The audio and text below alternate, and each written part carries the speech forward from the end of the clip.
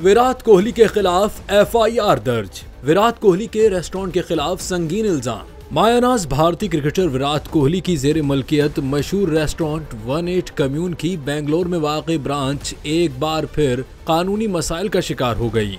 Media reports के मुताबिक कोहली के रेस्टोरेंट के खिलाफ पुलिस ने पब्लिक हेल्थ कवानीन और इंसदाद तंबाकू नोशी जवाबित की खिलाफ वर्जी पर एफआईआर दर्ज कर ली है। ये कार्रवाई सिगरेट और दीगर तंबाकू मसनूआत से मुताल्लिक कवानीन COTPA के तहत की गई है, जिनकी खिलाफ वर्जी का इंकशाफ हाल ही में मज़कूरा रेस्टोरेंट पर छापे के दौरान हुआ। पुलिस ने 29 मई को मामूल की निगरानी के दौरान 18 कम्यून बेंगलोर पर छापा मारा।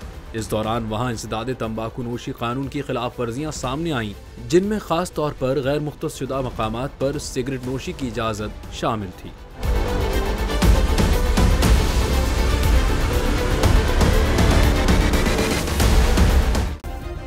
सब्सक्राइब करें और बेल दबाएं ताकि कोई खबर रह न जाए।